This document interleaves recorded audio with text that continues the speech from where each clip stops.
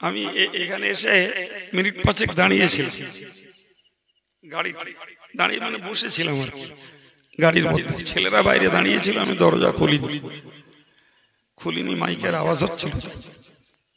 এক ভদ্রলোক ফোন করেছে, তো ফোনের প্রথম যে কথাটাই বলেছে তাতেই বুঝে গেছি যে এ লোক আমার গেল লোক না। বুঝে গেছি, প্রথম ফোন করেই বলছে, আপনি কি মুফতি সাহেব বলছেন?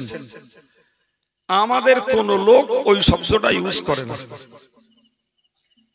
আমাদের পরিচিত মহব্বতের আপনজন ফোন করে বলে হুজুর সালাম দেয়, এর সালাম কালাম কিচ্ছু নেই। প্রথম কথা হলো আপনি মুফতি সাহেব বলছেন, আমি বুঝে গেছি। তাই মনে করলাম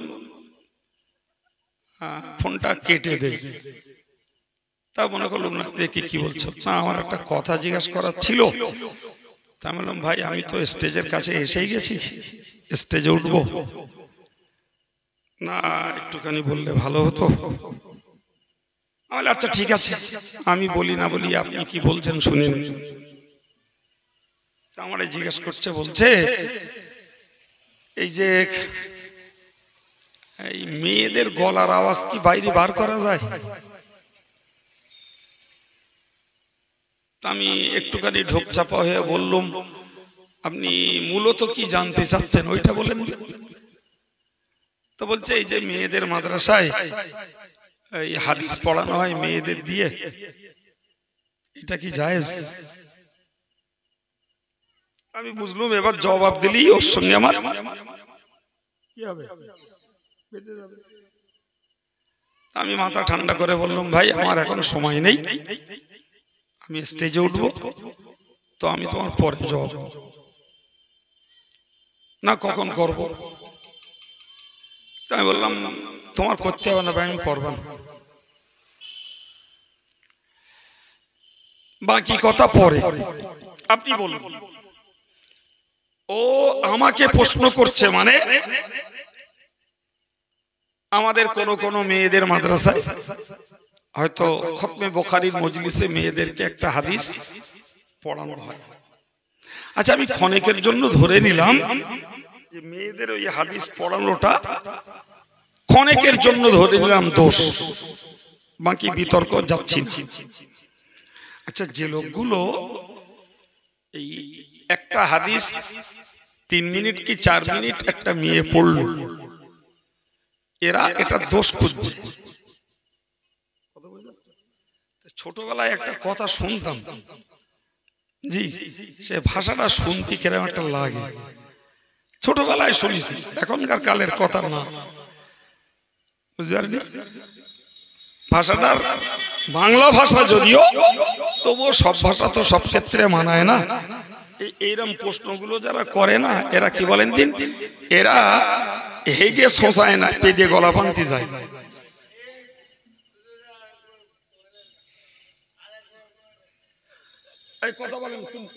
ভুল বলেছি? আমি কি গাল দিছি? আমি কি অশালীন ভাষা বলেছি? জি, এই বাক্যটাও ছড়িয়ে আসে ভাই। এরা এদের ঘরের বউরা ডাক্তার বাড়ি যাবে, 100 দিনের কাজে যাবে, ব্যাংকে যাবে, বেবাড়ি খাতি যাবে, কিংবা মরা বাড়ি যাবে, সেই সঙ্গে বেড়াতে যাবে, মার্কেট করতে যাবে, ওগুলো একটাও দোষ না, ওগুলো সব ভালো। নাউজুবিল্লাহ। গোটা দেশ জুড়ে মেয়েরা শিল্পী হয়ে গজল গাচ্ছে, মেয়েরা ওয়াজ করছে, ওতে দোষ নেই, বুঝতে পারেননি? এখন এই অল ইন্ডিয়া সুন্নতুল জামাত এই মেয়েদের বুখারী শরীফ পর্যন্ত পড়িয়ে একটা হাদিস পড়িয়েছে, তারা সত্যকারের পড়তে পারে কিনা তার একটা পরীক্ষামূলক। এখন মাথায় ওইটাই হয়ে গেছে টেনশন। জি, আজ যে যেখানে পারে লেকচার দিয়ে গল্প করুক, দেশে কত মুসলিম মেয়েরা ভোটে দাঁড়িয়ে নেত্রী হচ্ছে, এর বিরুদ্ধে এদের কোনো ফতোয়াবাজি নেই। ফতোয়াবাজি একটা মেয়ে বুখারীর একটা হাদিস পড়েছে, ওইটা হয়ে গেছে বিরাট বড় দোষে। কথা বুঝতে পারছেন না? জি, এখন এদের সঙ্গে বকলু দোষ না বকলু দোষ, যদি বকি ওইটা রেকর্ড করবে, করে ছেড়ে ছেড়ে সব সাধু আল্লাহওয়ালা লোক তো ওইটা ছেড়ে ছেড়ে, আর যদি না বকি বলবে ভয় লেগেছে বলে আমার কথার জবাব দেই। কথা শুনতে পাচ্ছেন? হ্যাঁ, কাল রাত 2টার সময় ফোন করে, আর ওইরকম রাত্রি যারা ফোন করে, আমি যতটুকু আমার অভিজ্ঞতা, এরা সাধু লোক না, বুঝতে পারেননি? রাত 2টোয় ফোন করেছে, তা আমি ভালোই বুঝতে পারছি অসাধু লোক। 2টোয় না, 2টোয় বলা ভুল হয়ে গেল, 2টো তখন 15-20। আমি স্টেজে লেবেছি এরকম 10-12 দিকে। আমি আমার ড্রাইভার জিজ্ঞেস করছি, হ্যাঁ রে, এ নাম্বার কি আমাদের এদিককার? আমি নম্বরটা আমার অত বুঝি না, আর ফেসবুকও চালাই না, ওসব আমার ধাতির ভাই না। জি, তো শুনে বললো, হ্যাঁ হুজুর এদিককার নাম্বার। ফোনটা রিসিভ করলাম, রিসিভ করেই প্রথম বক্তব্য, মুফতি সাহেব এই নবীদের ফকির বাচ্চা বলা যাবে? কিছু বুঝতে পেরেছেন? আপনি বলেন ও কত সাধু লোক যে রাত 2:15 আমার কাছে জিজ্ঞেস করছে নবীদের ফকির বাচ্চা বলা যাবে? ওর জবাব কি আমার কাছে নেই? হ্যাঁ না বলে আছে না নেই? আমি যদি ওরে জিজ্ঞেস করতাম, হ্যাঁ রে তুই বল দিন বেটা, এই আল্লাহ মানুষের জন্ম দিয়েছে, এটা বলা যাবে? তুই বল বেটা যে আল্লাহর কাছে এই খাজা সাহেব যা চাইতে হবে খাজা সাহেবের কাছে, এটা বলা যাবে? তুই বল বেটা আল্লাহর কাছেও চাওয়া যাবে, নবীর কাছেও চাওয়া যাবে, এটা বলা যাবে? তুই বল বেটা ইয়া নবী মদিনা হতে সবকিছুই পারেন দেখিতে, এটা বলা যাবে? কথা বুঝতে পারেননি? জি, এই প্রশ্নটা আমার কাছে করছে, কিন্তু আমাদের তো এই ঘ্যাঁটার মতন ঘ্যান না লাগে ঘেঁটতে গেলে। ওই কথাগুলোর যদি আমরা পাল্টা প্রশ্ন করি, জি জবাব দেওয়ার ক্ষমতা হবে না। কিন্তু ওই ঘ্যাঁটার মতন চরিত্রও নয়, ঘ্যান না লাগে, জিজ্ঞাসাও করিনি। কিন্তু আমি দেখলাম এর সঙ্গে বকা মানে বেকার ফাও ব্রেনটা নষ্ট কর। ও এবারে বলছে আমারে, বলছে ফোন যেন কেটে দিবি না, ফোন কেটে দিবি না। আমি বললাম আস্তে আস্তে বললাম, আরে ভাই তোমার সঙ্গে বকার মতন ফাউ সময় আমার নেই। কি বলবো মানে এই ইউটিউবে আর ফোনে কি সর্বনাশ হয়ে যাচ্ছে দেশময়। পীর পীরজাদা মাওলানা মুফতি আর সাধারণ জনগণ এই মোবাইলের অপব্যবহারে কি পরিমাণ জাহান্নামে যাচ্ছে তার কোনো কুল কিনারা নেই। জি,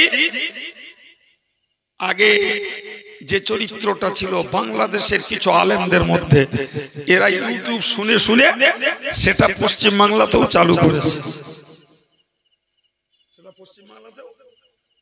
করেছে, কে কত কাফের বলতে পারে, কে কারে জাহান্নামী বলতে পারে, কে কারে মাতাল বলতে পারে, কে কারে জেনাখোর বলতে পারে, এইসব হচ্ছে। আপনাদের নজরে একটু পড়ে না? এই জন্যই বলেছি যে আল্লাহর কাছে যার যত কৈফিয়ত দেওয়ার ক্ষমতা আছে সে শত গাল, সমালোচনা, শত্রুতা, পর্যালোচনা, ফতোয়াবাজি করুন। আর আমরা চেষ্টা করি নামাজ কালাম পড়ে, জিকির করে, তাসবিহ পড়ে, তেলাওয়াত করে, তওবা তিল্লা করে কতটা আল্লাহর ঘনিষ্ঠ হতে পারি, তবেই আল্লাহর কাছে জ্ঞানীর পরিচয় হবে। কি গো, মৌলানা আব্দুর রাকিব সাহেব এসছে, তারপরেও 5 মিনিট কথা বলেছি। কথাটা কি বেকার বললুম মনে হচ্ছে? আল্লাহ আমাদেরকে ধৈর্যের তৌফিক দেন এবং দুনিয়ার সব চিন্তা চেতনার ঊর্ধ্বে আল্লাহর প্রিয়তা অর্জন করার কাজে আল্লাহ আমাদের মোহাব্বত বাড়িয়ে দেন। বলুন আমিন সুম্মা আমিন। সম্মানিত ভাইরা, বিদায়ের আগে বলবো, সামনে রমজান মাস, তো রমজান মাসে আমরা যাকাত ফিতরার পয়সা যেমন দেই, তেমন অতিরিক্ত সওয়াবের আশায় মানুষ তার পারগতা অনুযায়ী কিছু সাধারণ দানও করে। রমজানে 1 টাকা দান করলে 70 টাকা সওয়াব হয়। ফলে যার যতটুকু ক্ষমতা দান করে। তো আপনাদের কাছে আমাদের পক্ষ থেকে দাবি, অল ইন্ডিয়া সুন্নাতুল জামাতের প্রতিষ্ঠানগুলোতে আপনারা দান করে থাকেন, খাস করে জামিয়ার পক্ষে আমি আপনাদের কাছে দাবি করব, আপনার যেখানে দান দেওয়ার আছে দেবেন, জামিয়ার কথাটাকেও স্মরণে রাখবেন।